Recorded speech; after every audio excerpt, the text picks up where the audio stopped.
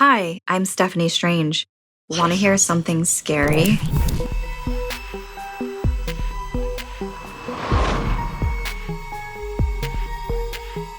Hey Strangelings! I hope you all had a great start to the new year. We are excited for 2024, and we're starting off right with a compilation, so enjoy.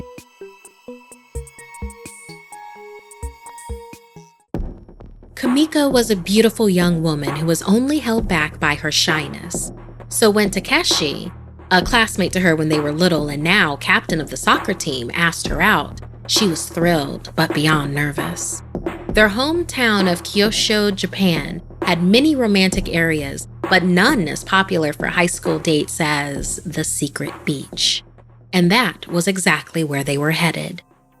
The secret beach was very picturesque, but private because it was forbidden. A lot of trouble seemed to occur there, including a few people who had recently gone missing. There were rumors that a creature known as the Nuri Onna, a huge sea snake with a human head, claws, and vampiric tastes, might be the cause.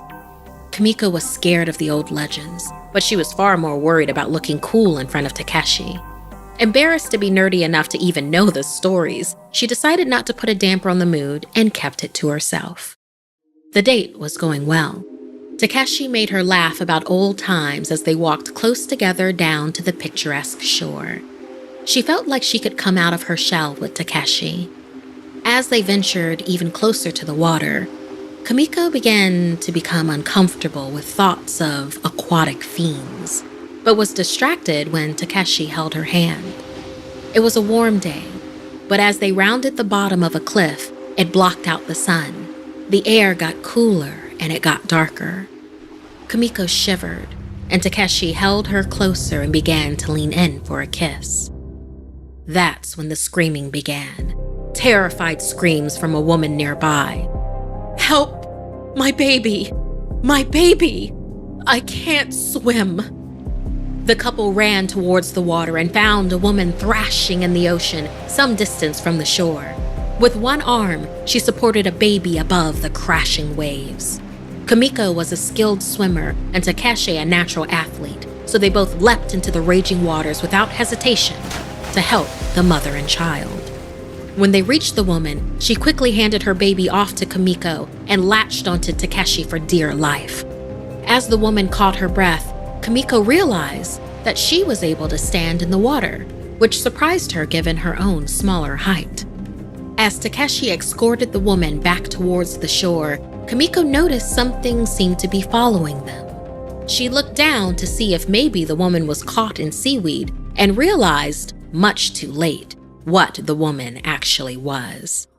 That from the shoulders down, she was different. The woman's arms were actually crooked with long black nails that resembled a dragon's claws. Her skin had scales that glittered under the water.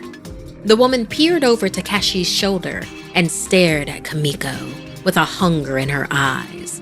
She licked her lips, revealing dagger-like teeth that dripped with drool. Kamiko stopped, dead in her tracks with the stories of the Nuri Onna racing through her mind. She looked down and saw that the baby she thought she held was in fact nothing alive at all. Just a homunculus of decaying sea life made to look like a baby. Kamiko screamed and tried to throw the imposter child away from her, but it suddenly sprang to undead life and held on tight, dragging her like an anchor into the water below. She fought against the baby doppelganger's grip, struggling to break the surface. She then felt a serpentine tail slither its way around her body.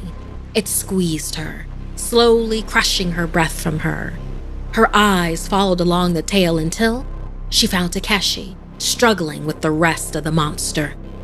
Its claws were embedded so deep in his skin that she couldn't see any trace of them.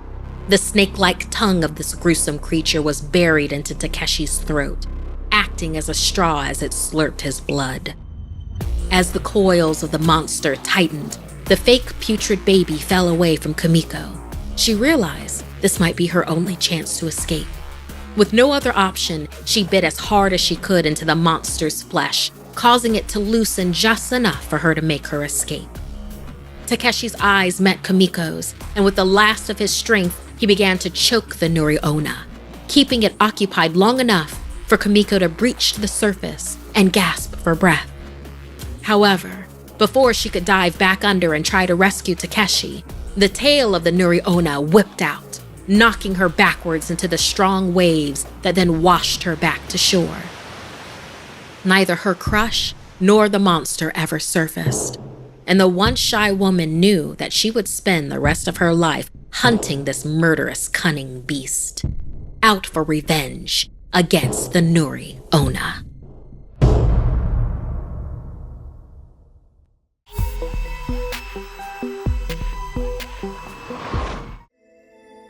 Far out in the ocean, the water is as blue as the petals of the loveliest cornflower and as clear as the purest glass. But it is very deep, too. It goes down deeper than any anchor rope will go, and many, many steeples would have to be stacked one on top of another to reach from the bottom to the surface of the sea. It is down there that the sea folk live. There was the Sea Queen, along with her granddaughters, the Sea Princesses. They were 6 lovely girls, but the youngest was the most beautiful of them all. Her skin was as soft and tender as a rose petal, and her eyes were as blue as the deep sea. But like all the others, she had no feet. Her body ended in a fishtail. The little mermaid loved hearing stories about the human world above.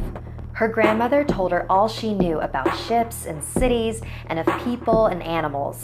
The flowers were fragrant up there, for those at the bottom of the sea had no scent.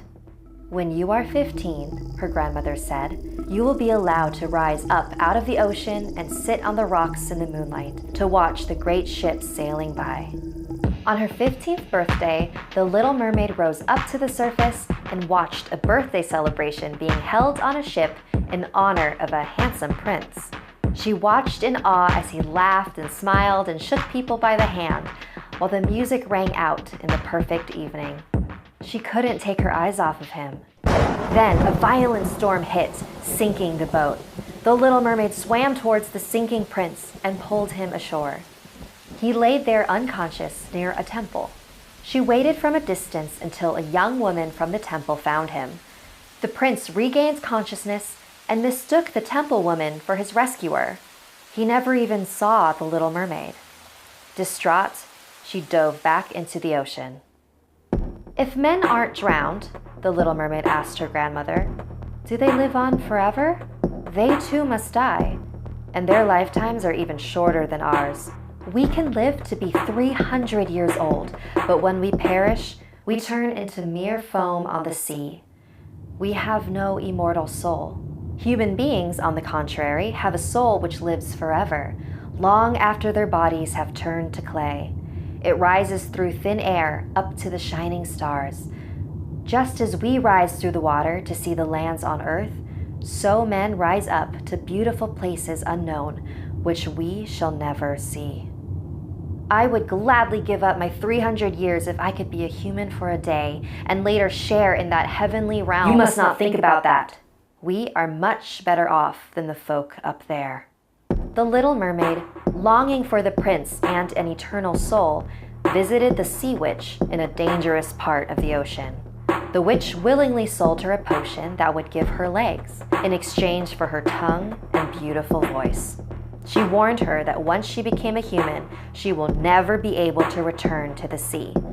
And she will only obtain a soul if she won the love of the prince and married him. Otherwise, at dawn on the first day after he married someone else, the Little Mermaid would die with a broken heart and dissolve into sea foam upon the waves. After she agreed to the arrangement, the Little Mermaid swam to the surface near the prince's palace and drank the potion. The liquid felt like a sword piercing through her body, and she passed out on the shore, naked.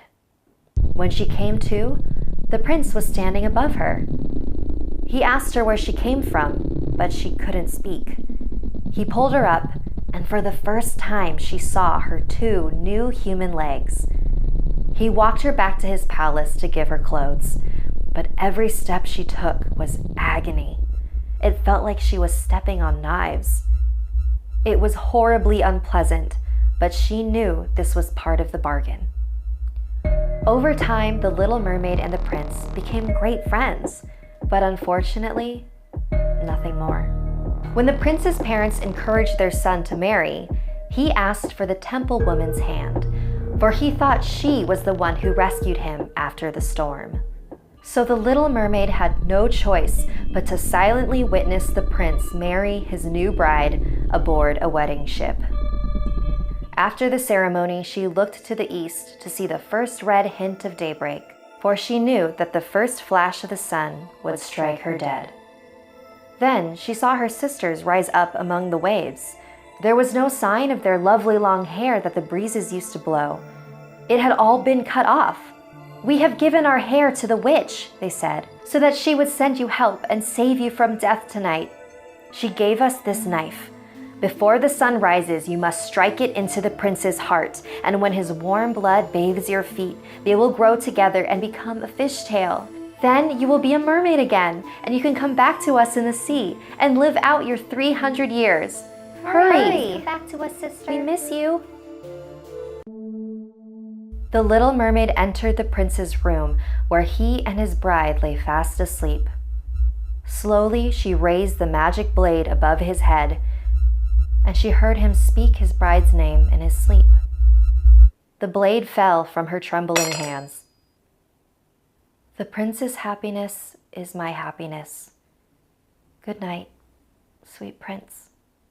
She walked back outside, stood on the edge of the ship, and threw herself into the ocean, just as dawn broke. Her body dissolved into foam, but instead of ceasing to exist, she turned into a luminous and ethereal earthbound spirit, a daughter of the air. Because of her selflessness, she was given the chance to earn a soul, and after 300 years of good deeds to humanity, she will rise up to where no mermaid had been before.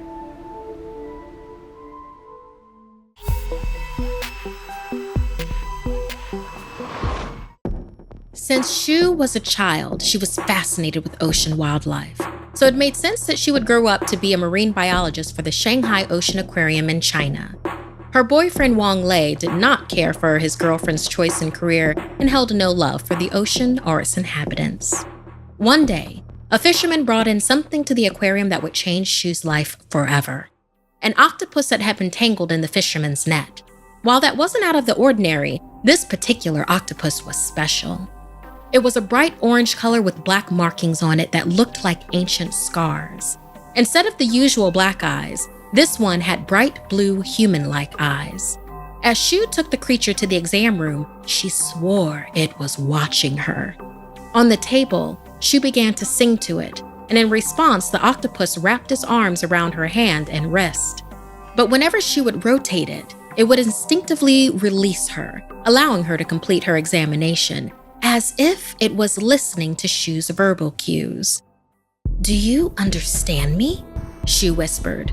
The octopus blinked its blue eyes as if to say yes. Shu smiled and said, "I'm gonna call you Lanny," which meant blue. Then Lanny wrapped its arms once more around Shu's fingers, happy for its new name. Like all the creatures in the aquarium, Lanny was attended to by multiple members of the staff, and this did not sit well with the octopus. If anyone but Shu tried to feed or care for it, they would get slapped by one of Lanny's 8 arms. One night, when a new intern went to feed Lanny, it wrapped its arms around the man, pulling him into the tank and below the surface of the water. He struggled to break free, but the octopus's hold was too strong. The octopus pulled the man closer until they stared into each other's eyes. Just as he could no longer hold his breath and the water started to drown him, the octopus let go. The intern survived, but everyone at the aquarium knew that this breed of octopus had a venomous bite capable of paralyzing or perhaps even killing someone, and it was only a matter of time before it happened. Sadly, the management decided they could no longer take the risk of housing the animal. The aquarium gave Shu the option to keep the octopus or return it back to sea. Shu, without hesitation, set up a large and comfortable aquarium within her apartment. Her partner Wang Lei was less than thrilled, and things that were already strained in their relationship became much worse.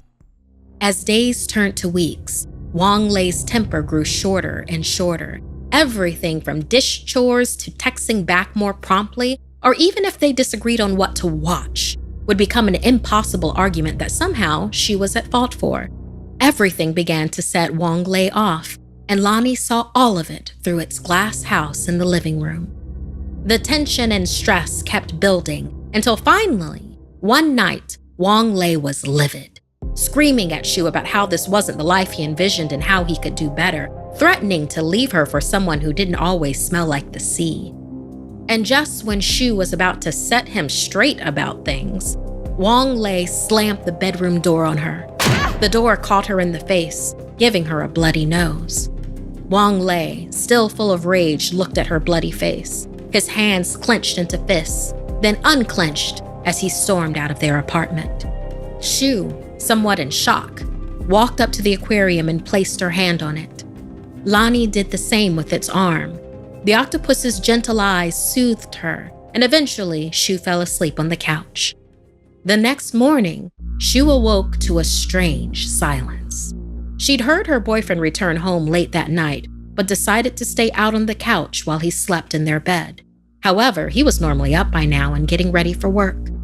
Shu stood and looked in the aquarium, but Lonnie wasn't there. She feared the worst. She knew Wang Lei hated the octopus, knew he must have done something horrible. Adrenaline filled her as she sped towards the bedroom, swiftly moving down the hall. A dampened trail on the carpet led the way, and as she got closer to the bedroom door, the damp carpet turned red. Flinging open the bedroom door, she found blood everywhere, and at its center, in the middle of the bed, were Wang Lei and Lonnie. Wang Lei thrashed as the arms of the octopus wrapped tighter around his throat. He was covered in so many bite marks that more than enough of the deadly octopus poison was already coursing through his veins. Shu screamed, and soon, the thrashing stopped. He would never hurt her again. Lonnie had made sure of that. Shu composed herself and picked up Lonnie and returned it to its tank. Lonnie settled into place and lovingly looked up at Shu.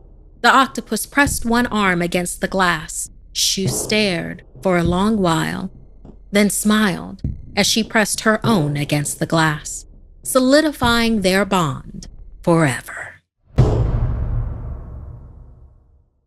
Thanks so much for listening. Like and share if this video gave you the chills. And don't forget to subscribe and turn on the bell for notifications. See you next time.